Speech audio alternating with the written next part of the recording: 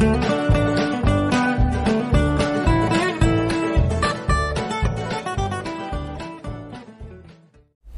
Students, एक बार फिर से स्वागत है आपका।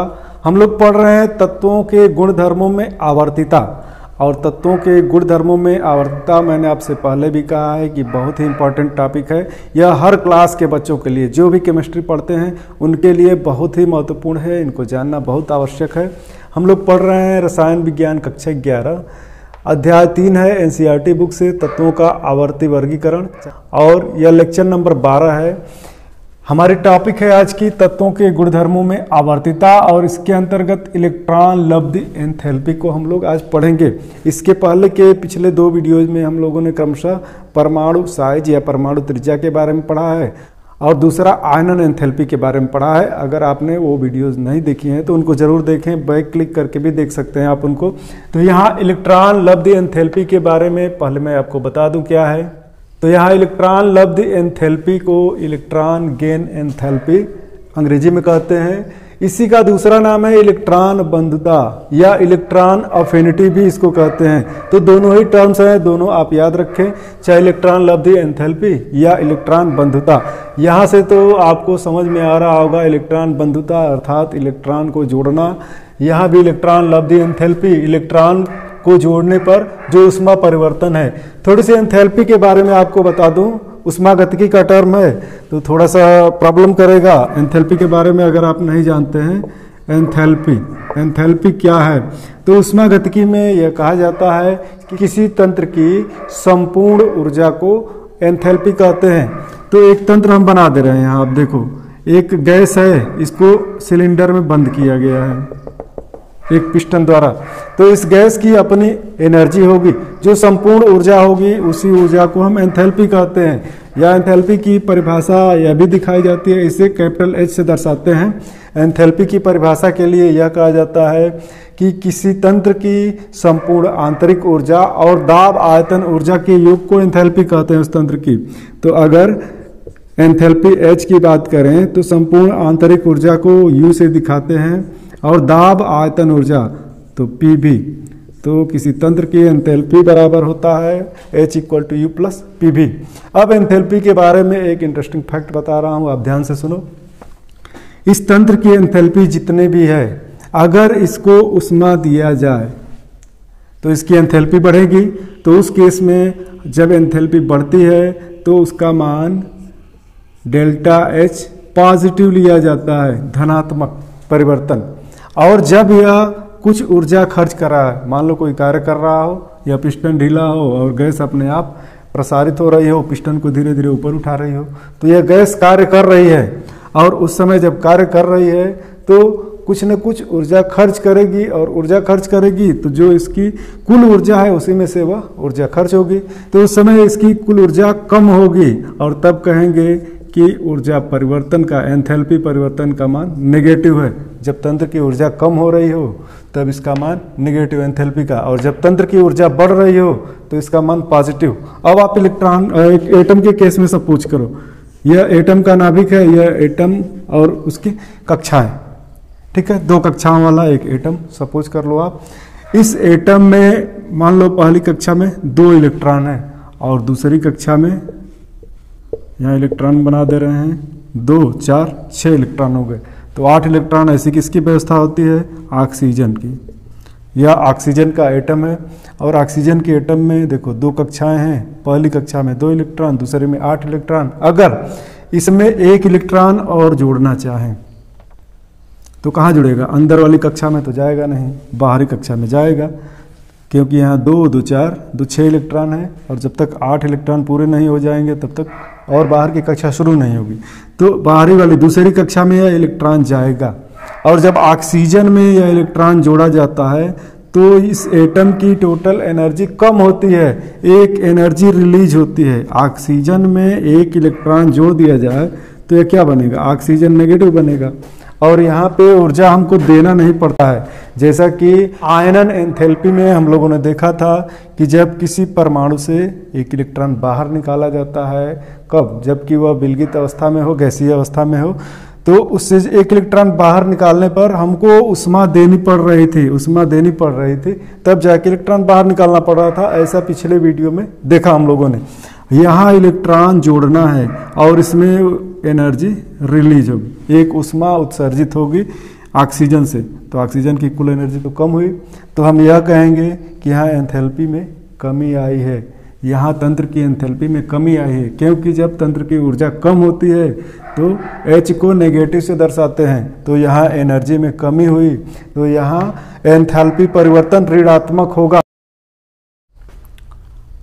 यहाँ इलेक्ट्रॉन लब्ध एंथैल्पी की डिफिनीशन दिखा रहा हूँ आपको। गैसीय अवस्था में किसी तत्व के बाह्यतम कोश में एक इलेक्ट्रॉन जोड़कर उसे रेडियन में परिवर्तित करने में निहित ऊष्मा परिवर्तन को उस तत्व की इलेक्ट्रॉन लब्धि एंथैल्पी कहते हैं। तो गैसीय अवस्था में विलगित परमाणु होगा, उसमें एक इलेक्ट्रॉन जोड़ने पर या तो ऊष्मा उत्सर्जित होगी या तो ऊष्मा देना पड़ेगा। तो जो भी ऊष्मा की चेंजिंग हो रही है उसी को इलेक्ट्रॉन लब्धि एंथैल्पी कहते हैं। इसे डेल्टा EgH से प्रदर्शित करते हैं। डेल्टा मतलब ऊष्मा में परिवर्तन, E मतलब इलेक्ट्रॉन, G मतलब gain, electron gain enthalpy, H से एंथैल्पी है, तो इलेक्ट्रॉन गेन एंथैल्पी की चेंजिंग डेल्टा EgH से प्रदर्शित करते हैं। 2 पॉइंट्स हैं यहाँ देखो आप। जिन तत्वों में इलेक्ट्रॉन जोड़ने पर ऊर्जा खर्च होती है उनके लिए डेल्टा Eg का मान धनात्मक होता है।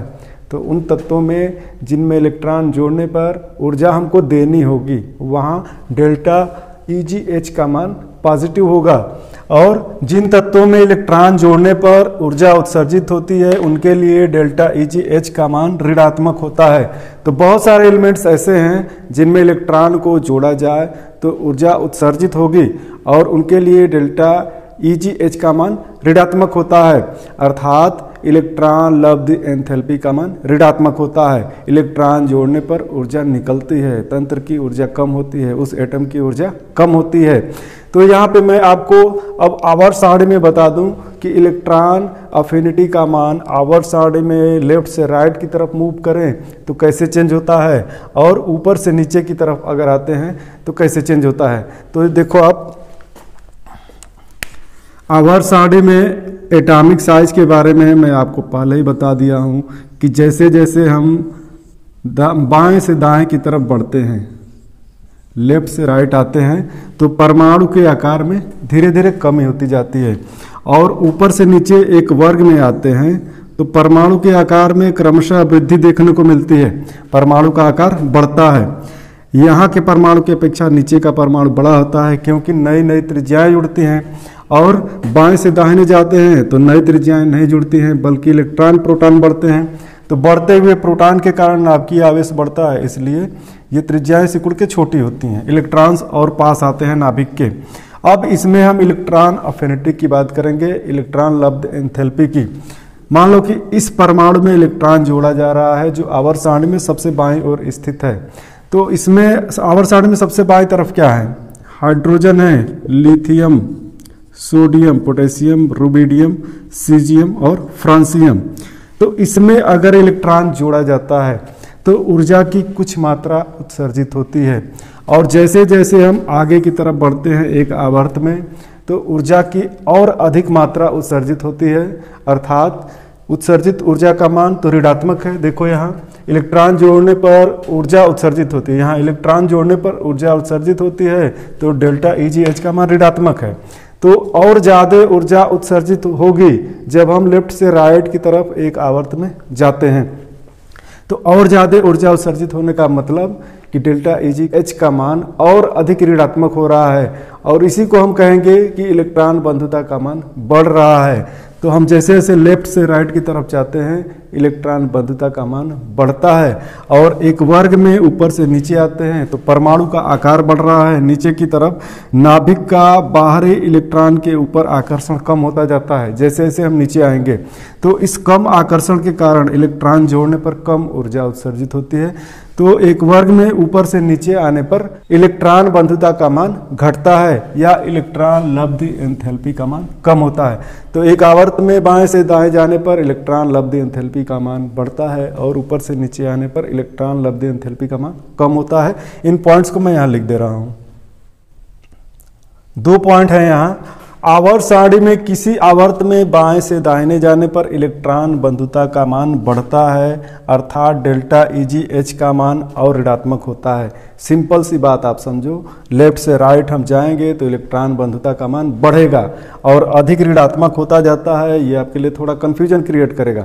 अधिक ऋणात्मक होता जाता है अर्थात अधिक ऊर्जा रिलीज होती है वहाँ। जब इलेक्ट्रॉन बाएं साइड में जोड़ते हैं तो कम ऊर्जा मुक्त होती है और दाहिने साइड वाले एटम में जोड़ते हैं तो अधिक ऊर्जा मुक्त होती है। ऐसा इसलिए होता है कि इसकी साइज छोटी होती है, यहाँ नाभिकीय आकर्षण अधिक होता है, तो जब ज़्यादा ऊर्जा मुक्त होती है तो और अधिक वो मान ऋणात्मक हो जाता है, बाकी इलेक्ट्रॉन बंधुता का मान बढ़ता है। दूसरा पॉइंट है, एक वर्ग में ऊपर से नीचे आने पर इलेक्ट्रॉन बंधुता का मान घटता है। तो जब किसी वर्ग में हम ऊपर से नीचे की तरफ जाएंगे तो इलेक्ट्रॉन बंधुता का मान घटेगा। थोड़ा सा यहाँ पे एक्सेप्शन आता है, उसको मैं बता दूं आपको। अगर आप ऑक्सीजन परिवार में ऊपर से नीचे आओ और फ्लोरीन परिवार में ऊपर से नीचे आओ, ऑक्सीजन के बाद अगला आइटम है सल्फर और फ्लोरीन के बाद क्लोरीन आता है। तो ऑक्सीजन की इलेक्ट्रॉन बंधुता सल्फर की अपेक्षा कम ऋणात्मक होती है, इसको अधिक ऋणात्मक होना चाहिए और क्रमशः कम ऋणात्मक होते जाना चाहिए, लेकिन इसकी अधिक ऋणात्मक होती है और इसकी कम ऋणात्मक होती है। उसी तरह यहाँ पे इलेक्ट्रॉन बंधुता का मान कम ऋणात्मक है, यहाँ ज़्यादा ऋणात्मक है। तो ऐसा क्यों हो जाता है?